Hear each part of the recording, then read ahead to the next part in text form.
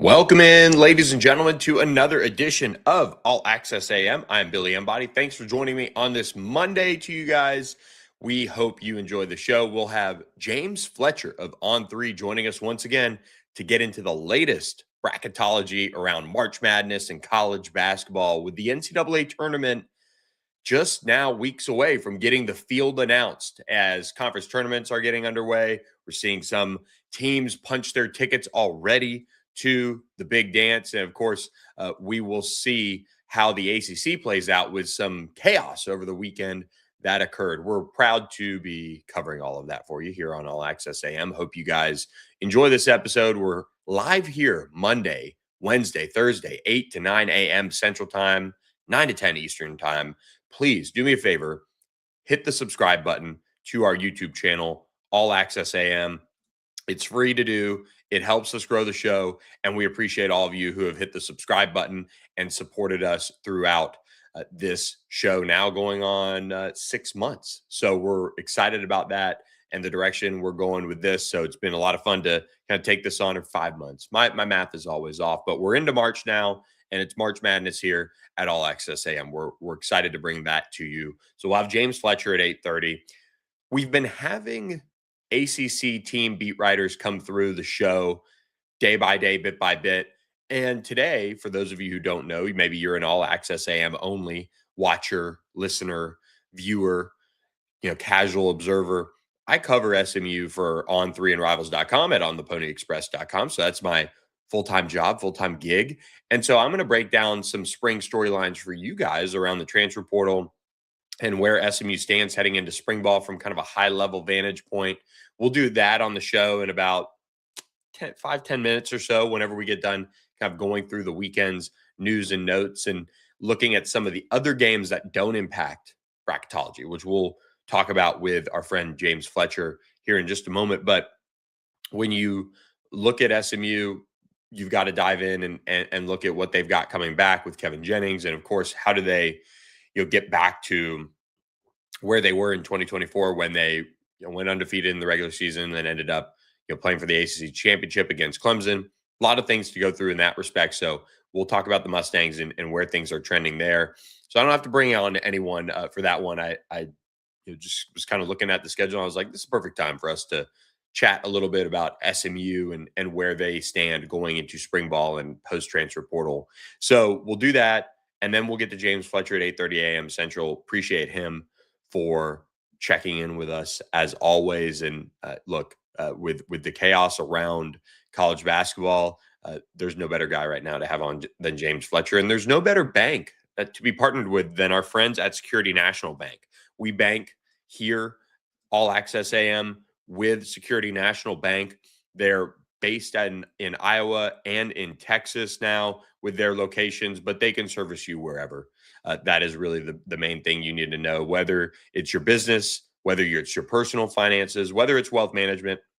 They can handle all of that for you. So give them a call, 402-344-7300 today. Reach out to them and share what you're in need of, what you're looking for out of their services, and maybe how they can address your services best. They can do all of that for you at Security National Bank. So we really appreciate their support of the podcast. They're a huge reason why we were able to start this back in October and jumpstart this thing from the get-go. So excited to have Security National Bank continuing to partner with us here at All Access AM. When you look at what happened over the weekend in college basketball across the ACC in particular, we have some major bits of the NCAA tournament puzzle, so to speak, that are coming into focus. Some interesting losses that certainly impact the race in the ACC atop the standings, and also just kind of seeding in the NCAA tournament. I feel like so we'll get to some of that. Do want to run down a couple scores for you guys from Saturday as well, though, that don't really have NCAA tournament implications. Florida State continued to play well, getting an 80-71 win over Georgia Tech on the road. That improves the Seminoles to 15-14 overall, 8-8 in league play now, as Georgia Tech falls to 11-18 and just 2-14 in league play. But for FSU, they're continuing to kind of climb the ladder of the ACC tournament standings. They're now the 8th seed over Cal, over SMU. And we'll talk about Cal in just a moment, but very important win there for Florida State as far as seeding goes. And they're sitting there in that 8th seed. If they beat Cal in that second round game, they'll face Duke. If Cal wins that game as of now, they'll face Duke. SMU now relegated after the weekend to that 10 seed spot, which would mean a Tuesday first round game in the ACC tournament against Pitt. Team SMU took care of on the road in impressive fashion, I would say, especially in their second half. But that certainly changes SMU's march to and through the ACC tournament. They'd face Louisville as of now in the second round. So SMU's 0-2 road trip out west, which we'll talk about with James Fletcher, certainly impacting their seeding in the ACC tournament. And we'll see kind of how FSU finishes. Maybe a run they can't ascend into the NCAA tournament without winning the ACC tournament, which would be quite something. But they are one of the teams you don't want to see down the stretch here. And SMU gets their regular season finale is at Florida State. So keep an eye on that one. And then the Seminoles do face this week. They'll take on Pitt on the road. So they'll fly back and then have senior day on Saturday. So FSU could finish 10-8 in ACC play. Would be a really nice first season there for FSU basketball coach. Name always escaping me. Some folks probably just screaming at me. Luke Locks. So sorry about that. I forgot if his first name was Locks or anyway. Florida State, though, going to make me remember their name, no doubt about it, with the way they're playing here down the stretch and continuing to ascend.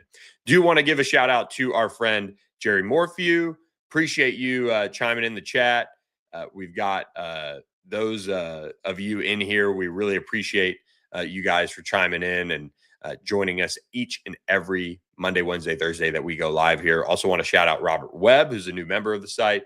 So appreciate him for supporting our channels and helping us grow in that respect. So Pitt, Cal, this is a game that I think we'll talk with James Fletcher here briefly about this one, but Cal was on the bubble. They get a huge win over SMU. Well, guess what? They turn around at home and lose to Pitt, and it wasn't close, 72-56. That I can't imagine Cal would sneak into the NCAA tournament, but we'll ask James Fletcher about that here in just a little bit and get his take.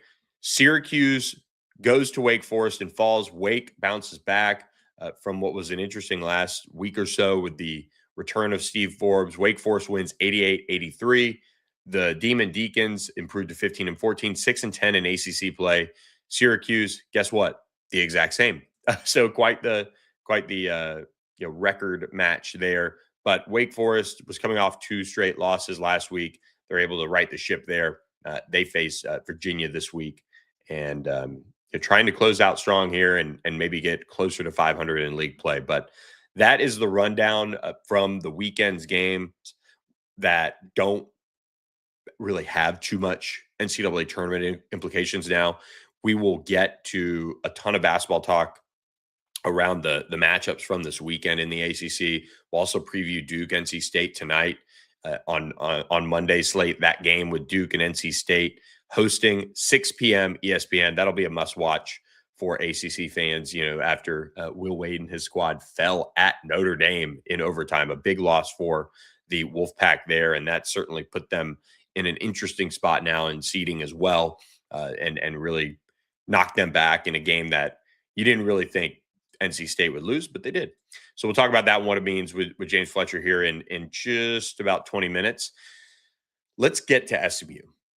SMU football coming off of what I would call, as somebody who's here in Dallas, covering them day in, day out, a disappointing 2025 campaign. And it's disappointing for a multitude of reasons. You can dive into this schedule and break it all down and say, well, they beat Miami. They took care of Louisville. They went on the road at Clemson. They did a lot of things that, for the growth of the program, as Rhett Lashley likes to talk about, it's hitting certain things that haven't been done at SMU in a long, long time. Well, they did that. They were able to get that win over Miami in a huge overtime win. That was major for the program. They get a win on the road at Clemson, an environment that SMU in the past and other teams of SMU have just faded in that type of a spotlight on the road. You know, they really stepped to the plate in against Louisville in 2024 and won in a difficult environment, I would say, and were able to do that and handle business. But that game at Clemson was really a major step in the right direction, especially with the way Kevin Jennings was hobbled early, and they were able to get that done. Then you look at all the things that went wrong. Well, you lose to Baylor, you blow a 14-point lead in the final minutes. You lose to TCU when you have a fourth quarter lead early in the fourth quarter. You lose to Wake Forest in a game that in the final 2 minutes, I mean, it was crazy, but you should have found a way in that one. You can't get a couple yards to pick up a first down and end the game on your own. And you punt it, short punt. Wake hits a walk-off field goal, crazy. Wake wins by the hair on their chinny chin chin, and that kept SMU out of the ACC championship. But then, oh, by the way, they still had life. They go to Cal, they don't get off the bus. They have to have a dramatic comeback to take a lead, and then the defense gives up a game, what ended up being a game-winning touchdown drive. SMU misses a long field goal at the gun to try and win it or send it to overtime. That would have sent it to overtime. So a really disappointing season that is then capped by, well, they came out firing on all cylinders against a top 25 Arizona team. They get a win over them, and they're able to, kind of hang on there where the offense and Kevin Jennings really made a bunch of mistakes in the second half. But nonetheless, they kind of got the bowl monkey off the back. They got the top 10 opponent monkey off the back. They went at Clemson and won. So they accomplished a bunch of things in the 25 season. But man, there's that feeling around this program that you have unfinished business. You left food on your plate.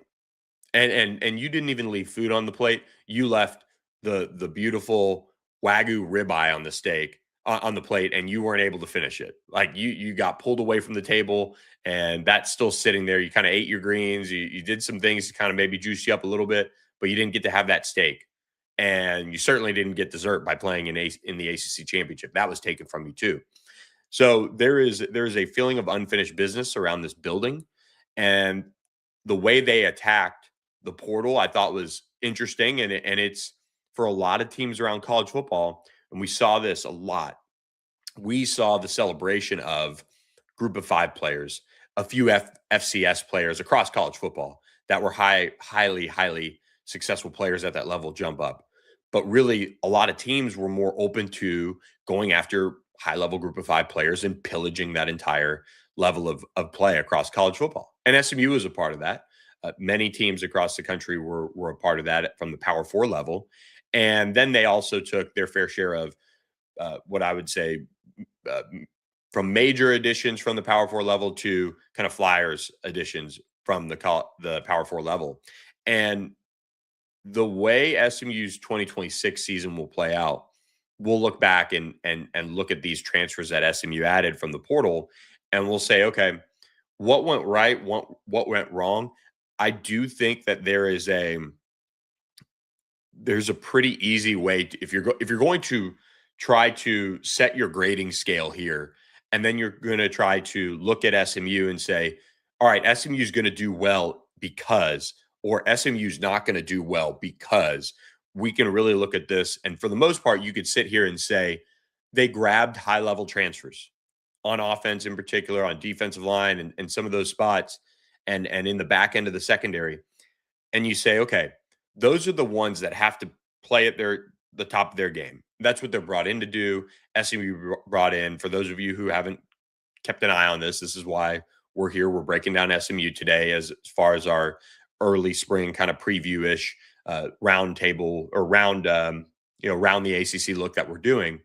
But SMU brought in Kendrick Raphael, the Cal running back. He was over 1,000 yards all purpose, instant impact starter. Yannick Smith is expected to have a major role. They bring him in from East Carolina. They bring in Jalen Hale, a former 4-star from Alabama. They bring in 2 major transfers at tight end in Randy Pittman from FSU and then Theo Mellon-Orstrom from Texas A&M. They gave Kevin Jennings weapons. And that was the biggest thing that they wanted to accomplish for their offense heading into the 2026 season because they believe in their offensive line development. So box check there. And really there shouldn't be any guys at that offensive transfer class that you look at and you say, "Oh wow, that's a guy that is clearly going to not be able to help them win," or maybe that guy isn't going to be an upgrade at all. You could make the argument Yannick Smith making the jump from East Carolina to the ACC, maybe, but he's physically imposing. He's a really impressive player, just from a physical perspective and some of his big play stuff he did as a true freshman. So you should feel good. Like I look at the offense and if they aren't successful, you would sit here and say probably because they didn't try, not that they didn't try. They didn't really go all out to upgrade the offensive line. At the left tackle spot, at the left guard spot, they feel comfortable with the guys they have there and the depth and talent that they built. They didn't push the envelope there. They tried to get Daniel Cruz. He ends up at NC State. So if I'm trying to predict why it doesn't go well, that would be why in my mind. And if it is going to go well, it's because they hit all of those transfers on top of all of the players that they have returning on the offensive line and the backfield and the wide receiver room. You have Kevin Jennings, which, I mean, we don't even have to talk about him, but we should be talking about him more. An outstanding 2025 season in a sense. There were moments like we've seen over the last 2 years with him that you're going to sit there and scratch your head. There's no doubt about it. And I think this year with 2025, there are moments that I think Rhett Lashley would like back. I think obviously Kevin Jennings would want back. Players are always going to have plays that they want back and things like that. But I think there was so much put on Kevin's plate and he was injured this year that it was just an incredible job by him to be top 10 in passing in the country, to take the steps forward in that regard and be able to win games, I think, on his own without his ability to really run and move around. The sky's the limit for him. We know that's the type of player he is. Does he hit that ceiling in 26 is the biggest question. I think he will. I think the schedule sets up well in a sense. You're right off the bat against FSU. Then you got Louisville. Those are ACC games. They're on the road. They're different. And if he writes his legacy and wins those games, SMU should be rolling into a game at Notre Dame with college football playoff hopes on. You're playing for seeding. Maybe you're in a position where you should be able to say, okay, they can win that, they can lose that game, but also they're going to be in the college football playoff as a one-loss team. That's I think where SMU is at if they can get those wins. But to go to the defensive side of the ball, this is where it gets interesting. And this is where I talked about really the group of five and the power four kind of look that they have. You have a defensive line that they went out and they grabbed Tavion Atkinson, who gets here in the summer from the transfer portal at strong side defensive end. They love him. You went out and got Marquise White, a UMass transfer, who's like 25 years old at defensive end at the Bandit, the edge rusher spot. You have Ira Singleton at that spot from USF, who is a well thought of pass rusher from the Bulls. You have Akil Washington coming off injury, who Scott Simons really liked, and he coached him at Liberty. They like him a lot as a pass rusher. So if those guys hit, man, you look there and say, okay, they brought in veterans with a lot of snaps who have talent, and they played fundamentally sound, defensive football at the Bandit spot. Tavion Atkinson hits as a star type of player and level to pair with Ja'Kai Lang at the strong side defensive end spot. Then you look at why it might not pan out. Okay, well, Tavion Atkinson's a JUCO guy. He'll have to step up in competition right off the bat. He gets here in the summer. You look at the other side. Okay, Marquise White was good, but played at a lower level. Ira Singleton was good, but played at a lower level. Didn't make the jump. Akil Washington, can he stay healthy? Those are the reasons why it might not work out. I don't see any reason why it shouldn't get off to a good start this year at the defensive tackle position. You have a Big 12 starter in Malcolm Alcorn Crowder. You have Jonathan Jefferson, who's had a ton of time to recover from his knee injury, suffered a whole spring ago. A really talented player who they love in there. They've got depth behind them at the defensive tackle spots. You have all your linebackers back that really made a major impact. And then in the back end, you have Jimmy Wyrick, who's kind of that veteran, savvy safety that they added. You have Tyron Polley, the sky's the limit for him. Then you have Marcellus Barnes at corner, who they really, really like.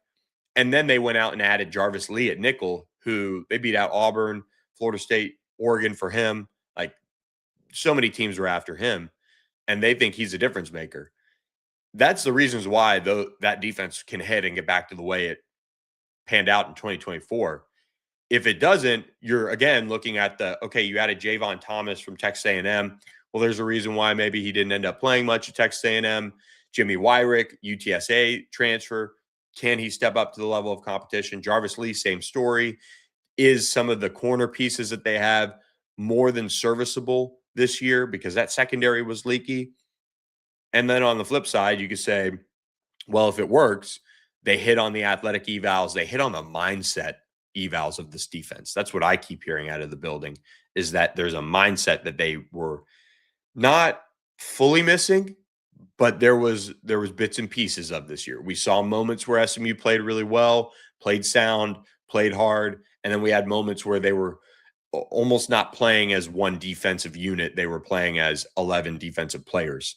And I think there's a difference. And so that's kind of the next step for SMU, is getting back to some of that that they weren't able to do as much last year. So before I answer Jerry Morphew's great comment about SMU, I do want to remind you guys about our friends at Sportsmo. Make sure you guys are locked in with our friends at Sportsmo.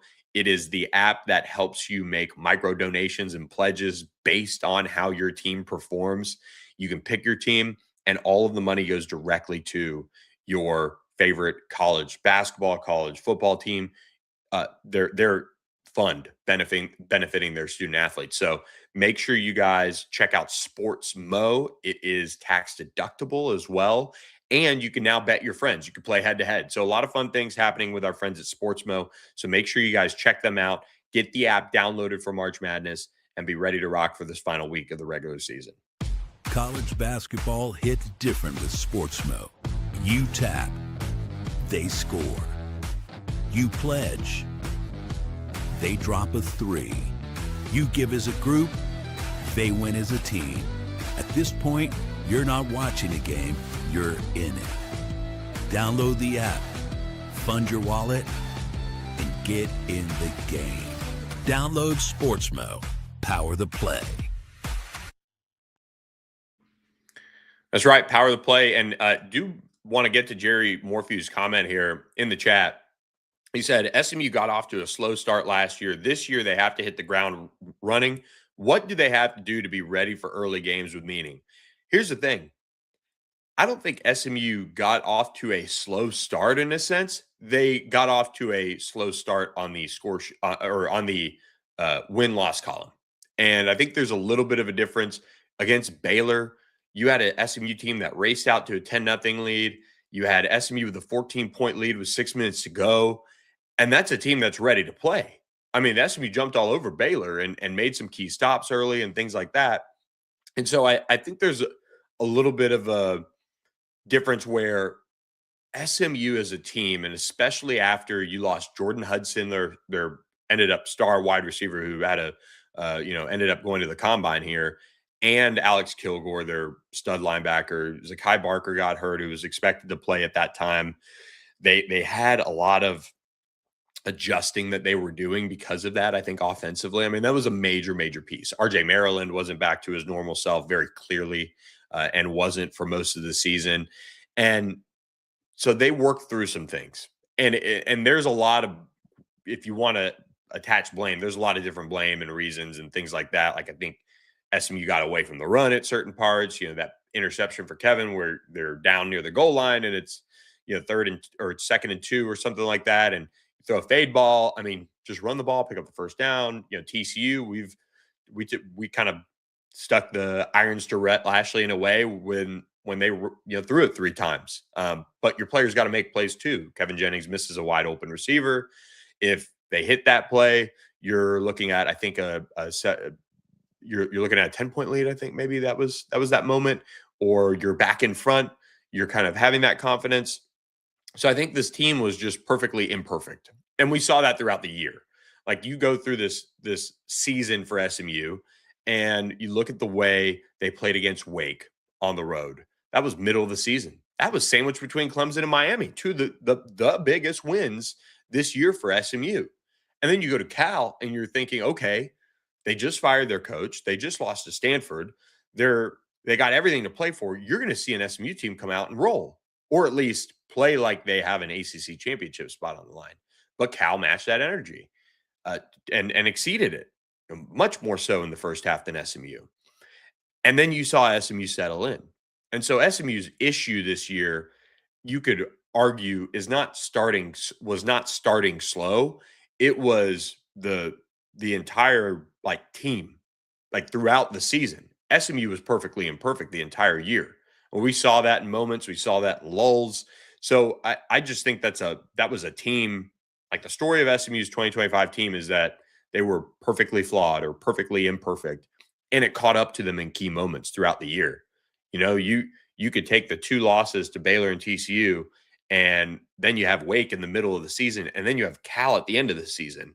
So, I mean, you could argue that, hey, they didn't get it done in key moments throughout the year, and then at the same time, they also got it done in key moments during conference play. So, I don't know. I think, and with Rhett Lashley's record and kind of how this whole thing has gone, and we've talked about this a lot at ontheponyexpress.com, is people look at, okay, well, Rhett wasn't very good against Power 4 opponents. Well, yeah, he took over a program he had to rebuild. He got a new quarterback, blah, blah, blah. They were a group of 5 team the first year, but they played well against Maryland and Oklahoma. They had shots. They had shots against TCU. They eventually got there with that win in 24. They had the wrong quarterback starting against BYU. So there's all these little things that have built up. And eventually we're going to get out of the shadow of when SMU is group of 5, and we're going to be able to evaluate things as a whole as a Power 4 program. And we're there, I think, as far as how you evaluate how this team starts or what the trends are with this team.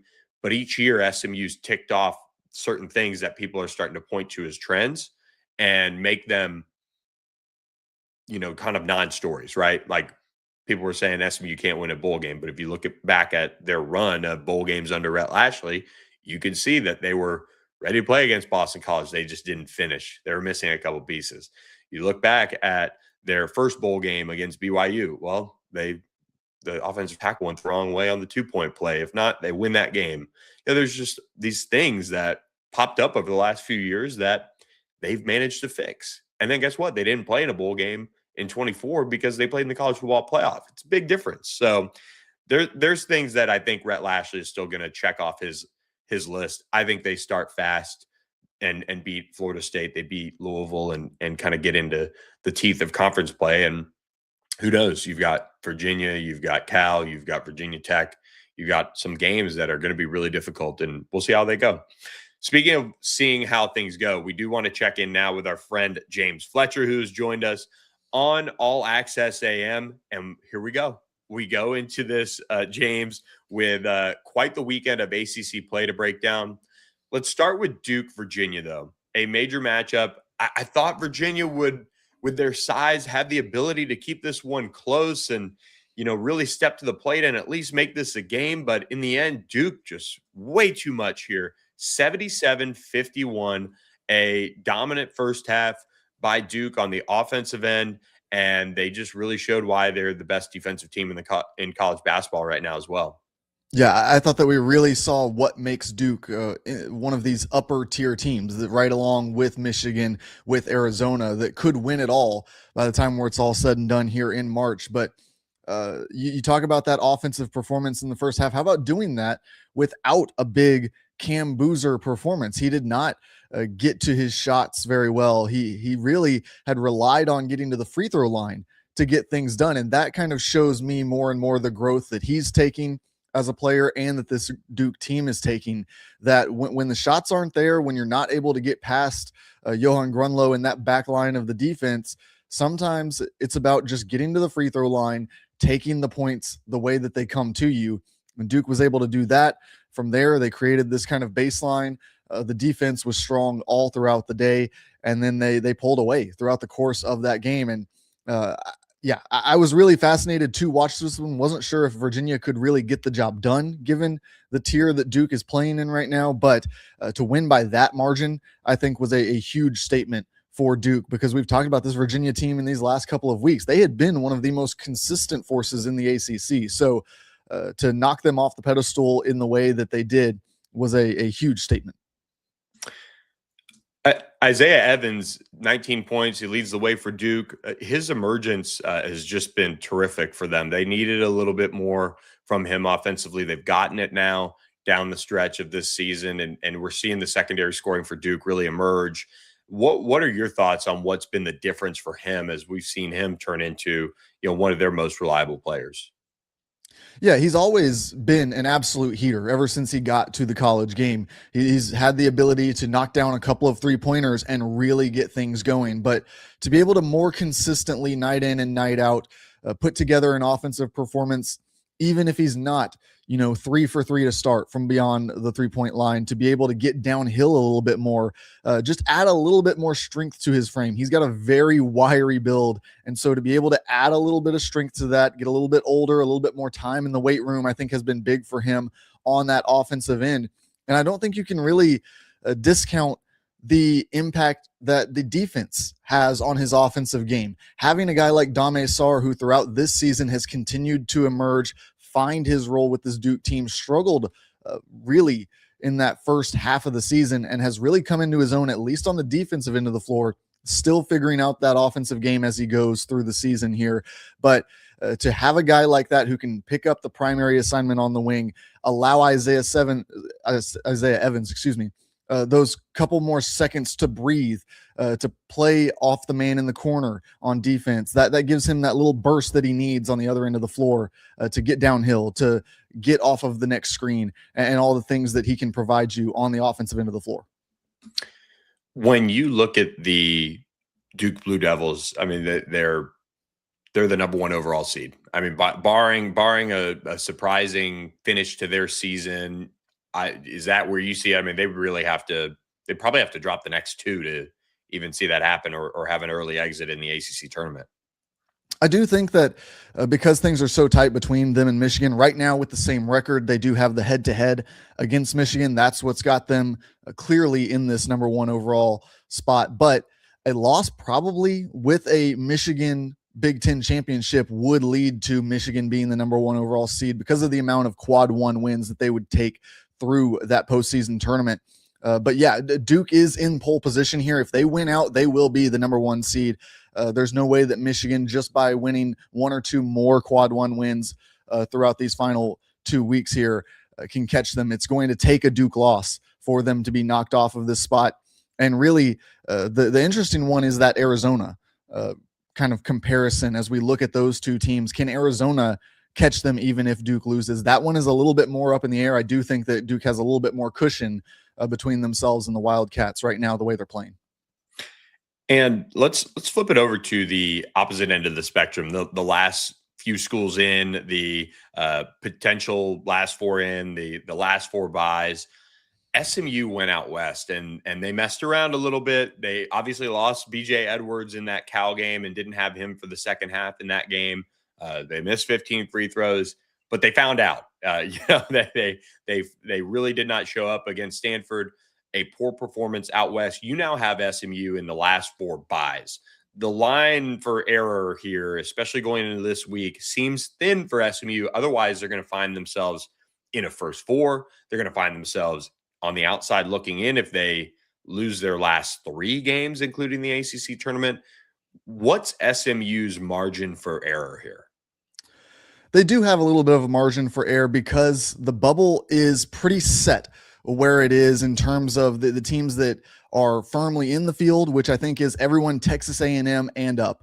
So really the 10 seed on is pretty firmly in the field right now. There's not a lot of wiggle room from the 11 seed up to the 10 seed conversation. So SMU can still feel pretty good, but like you said, an 0-3 stretch to just close out this regular season. They would also obviously have this West Coast road trip that would be on that losing streak as well. If they were to lose out, that would put them in real danger where the committee could take a look and say, we're trying to put the best teams in college basketball into this field. They're on a 5-game losing streak. At best, I think in that case, they would be in that first 4. So you've got to still pick up some more results here. But I do think as long as they're able to kind of steady the ship, they don't have to go on a miraculous ACC tournament run. They don't have to win out in the regular season. They just need to kind of pump the brakes on this little losing skid, establish themselves, show the committee that they are still that SMU that we've seen throughout the season. And I think they likely land here on the 10 seed line, almost regardless of what else happens around. And one of the teams they'll face, Miami, this Wednesday at SMU, and then they face one of the hottest teams in the ACC against Florida State on Saturday on the road. They have 2 quad 2 opportunities here down the stretch of this season. Would that Miami win? Like, if they can get that one in Moody and find a way on do some senior night magic, is that the recipe for, okay, lock this in? Miami currently sitting as a 8 seed matched up in your West region out of San Diego versus Missouri. The Hurricanes are playing well, but SMU has an opportunity here to beat one of the teams in the field Wednesday night. Yeah, I do think that would be the type of win that would essentially lock SMU into that 10 seed line. If they can beat a team that's on a higher seed line than them, kind of close the gap between those 2 teams, drag Miami down a couple spots, drag them up 1 or 2 spots on the overall seed line. That's the kind of thing that gives you that cushion. We talk about the teams that they're around. I think that's also important to kind of gauge here. You look at a Texas A&M who has taken some losses as well. UCF, who has been up and down in Big 12 play, probably not going to make a deep conference tournament run because of the strength of the teams in that conference. UCLA, another team with some big wins, some big losses recently as well, though. And then Santa Clara is the team on that 11 line just above the first 4. I think that Santa Clara is the reason we have kind of a stopgap there is that they're done with the regular season. They only can play 1 or 2 more games in their conference tournament, and it's going to take them beating a St. Mary's early in that conference tournament run to even improve their resume in any way at this point. So you look below you, there's not a lot of room to fall, but if you can pick up that win against Miami, yes, it would go a long ways towards kind of locking themselves into where they're at. And Miami's finish, obviously SMU, and then they get Louisville at home Saturday. Louisville's an interesting team. You know, just one of those teams that right now has been kind of all over the place in a sense. They lose to Clemson at Little John. Clemson kind of restores a little bit of faith in Little John. What did you make of that game over the weekend with Clemson coming away with an 80-75 win? And you know, Louisville could drop out of the top 25 this Monday, but where do you see the Cardinals and where they stand? Yeah, in that game, you saw Mikael Brown on the bike late in the game, and that raises even more questions for the Cardinals. The health of their star point guard. What is that going to look like as we enter March? Final week of the regular season into conference tournament and the NCAA tournament. It is important to have your best players available. And so we'll see how that turns out, because I do think that if he's not at 100%, they are going to struggle greatly in some of these big time matchups that they're going to have to enter over the coming weeks. And you saw it there against Clemson. That Clemson team, look, they were on a skid, but you cannot take this team lightly. They are a really solid NCAA tournament caliber team. Louisville found that out over the weekend. And so I think that the health of Mikael Brown is really what we're looking at for this group. They're a little bit of a tough team to seed as well, because the analytics still haven't really dinged them too hard, but the resume metrics just have not been good recently. They continue to kind of fall down the pecking order in those. With Clemson, currently sit as an 8 seed. The Tigers are one of those teams that I wonder how many teams on a neutral site wouldn't mind seeing them. You know, just with the way Clemson has generally played at home over the last several years, that, you know, Brad Brownell has kind of gotten off of that like hot seat-ish discussion from a couple of years ago, and now has them kind of rolling as among the most consistent teams in the ACC. They've been a little all over the place in kind of that middle of the ACC schedule, but they're kind of finding their game here a little bit late. That Louisville win, I mean, what does it suggest about their ability to not only finish the season strong, but also make a run in the NCAA tournament, because their final couple games here, they do have North Carolina, another statement opportunity, and then they get Georgia Tech. So kind of an easy finish with their final senior day game going on there, but they get a chance to make another statement here against a top 25 team. It will be a big opportunity for them because they slipped well down the board during that little losing streak that they had, like you said, in the middle of ACC play.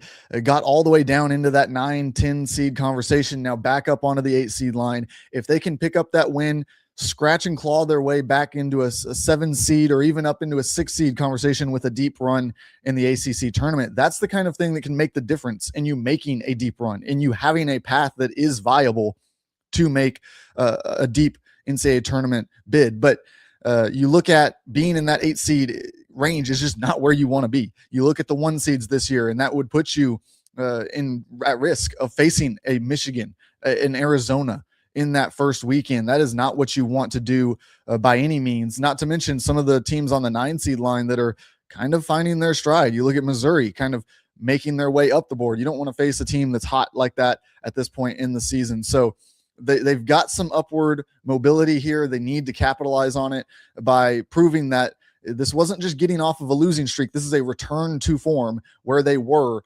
early in the conference schedule, where they got themselves up into the 6 seed range in bracketology. So they're kind of floating in this middle ground. They've looked like a 6 seed. They've looked like a 10 seed, now finding their way into that middle and trying to see where they settle out by the time Selection Sunday comes around. How much did Virginia, their loss at Duke, not hurt them? Obviously, they're safe. They're one of the best teams in the country, but just in the eyes maybe of seeding and how high they could go, because that loss, you really wanted to see Virginia just show that they could be there with Duke, and they kind of missed that opportunity. Not kind of, they did. Right. They were in real conversations about the 3 seed line entering Saturday, especially if they were able to pull out a win. But even with a close loss, I think they would have been right on that fringe. They would have had the upward mobility. Now I think that they're kind of capped out at the 4 seed line, unless of course they got a rematch with Duke and were able to win it and kind of even things out there. But as things stand, where they are in their schedule, I think that they're really capped on that 4 seed line. You don't want to see them fall into that 5 seed conversation. Obviously, I think that they're in pretty good shape there. Obviously, you can't go on a losing streak when the margins are as close as they are. But with a kind of handful of SEC teams behind them, as well as St. John's on that 5 seed line, I do think that they've got a little bit of cushion before they have to worry about not being the top seeded team in their pod. But yes, they did cap themselves with that loss and definitely limited their ability to get up into that 3 seed conversation and even the 2 seed conversation if they had been able to make a deep ACC tournament run.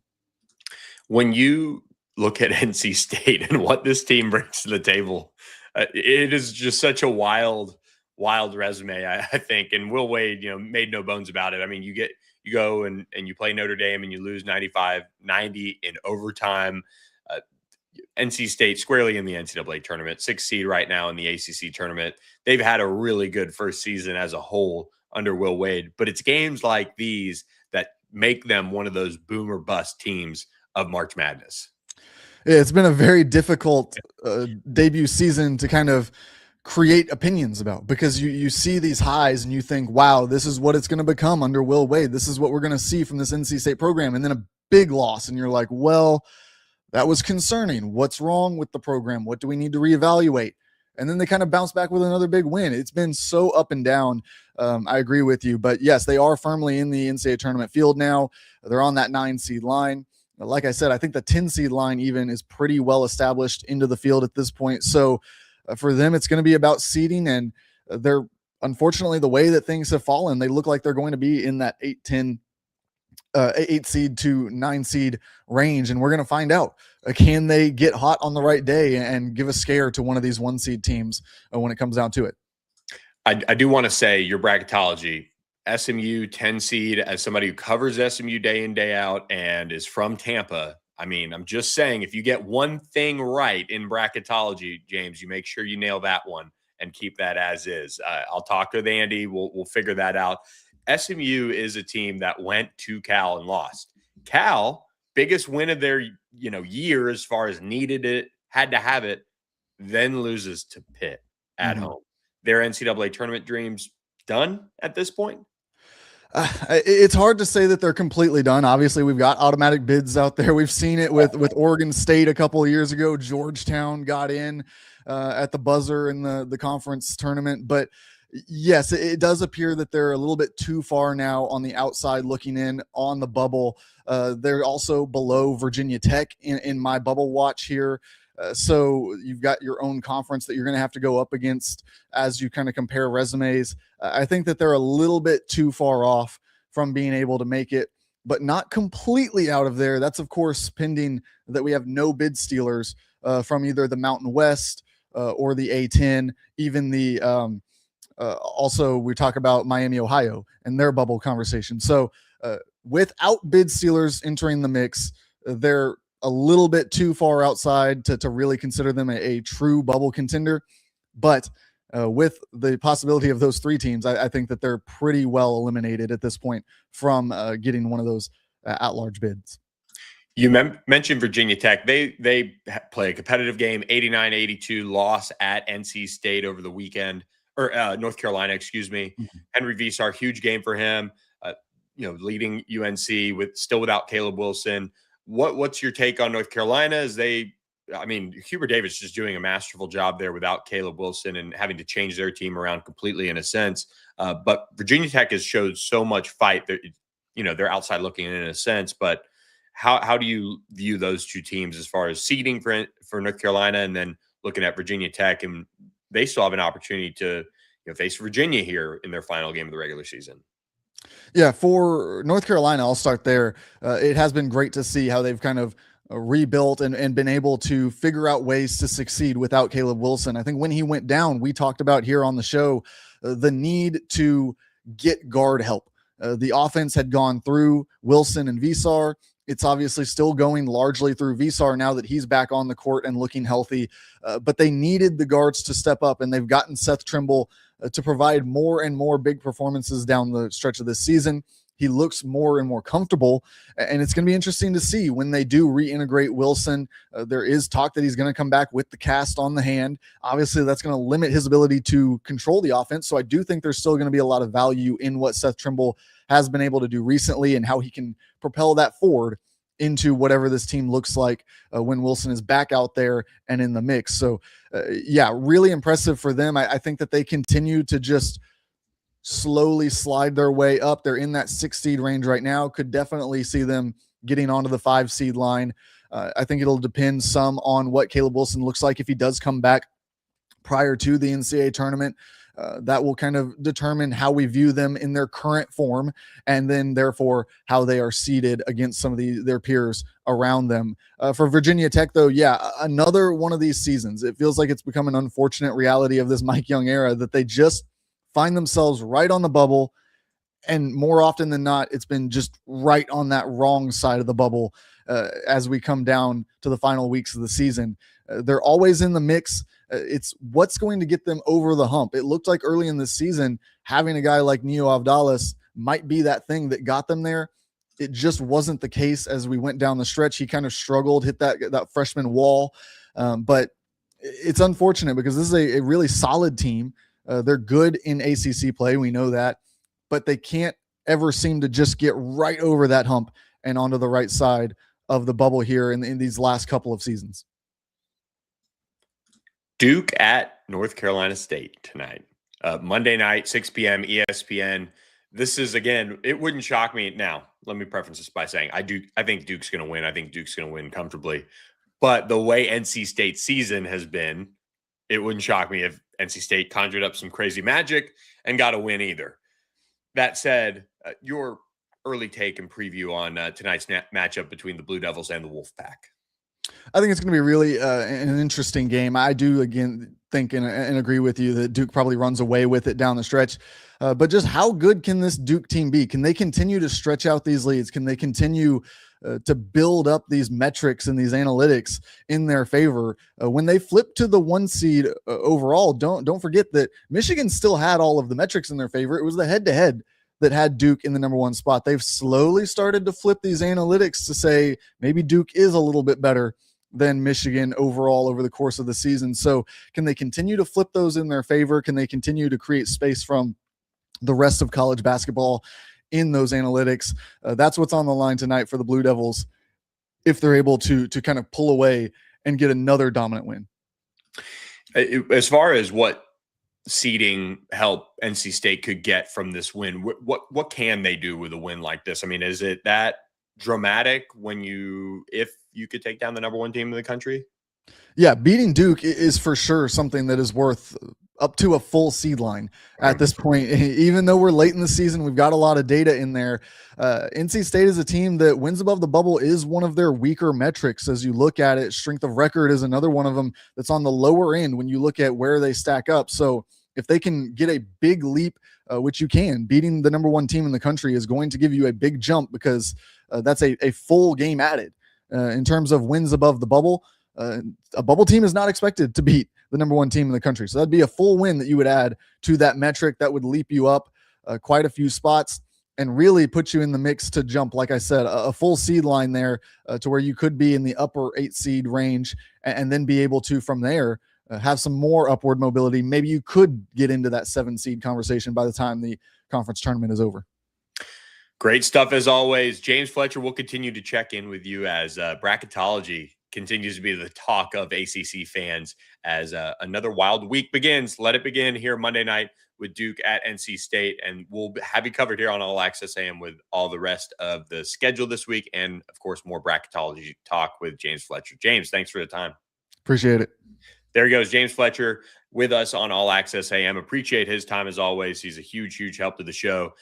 He's got his finger on the pulse of everything you need to know in that respect. So make sure you give him a follow on Twitter as well, and give him all the clicks and reads as he dives into bracketology.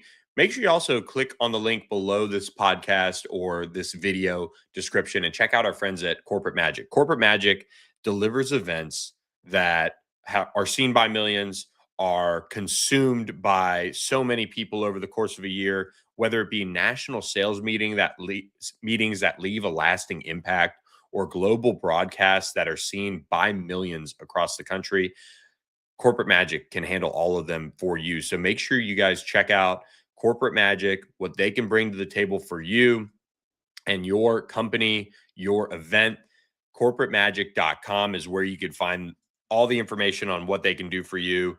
They are a trusted partner with decades of experience and continue to raise their game. All the events that they pass along to me, and some of them we can show you in videos, some of them we can't even show you in videos.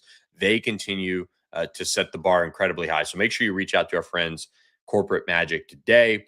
And of course, support all of our sponsors, Security National Bank and Sportsmo. We want to thank them for their support of All Access AM. And we appreciate you guys for tuning in to this edition of All Access AM as well. We will be back Wednesday, Thursday. We'll talk more ACC hoops, maybe have some more spring previews going on as we look back at transfer portal classes and assess where these teams across the ACC are. But I hope you guys have a really good Monday and have a great day out there, and appreciate all of you guys for commenting in the chat and joining us on this edition of All Access AM. We'll be back Wednesday, 8 to 9 a.m. Central Time. Please hit the subscribe button, throw us a like, a rating, a review. We appreciate all of you guys who do that on All Access AM. I'm Billy Embody. Have a great Monday, everyone.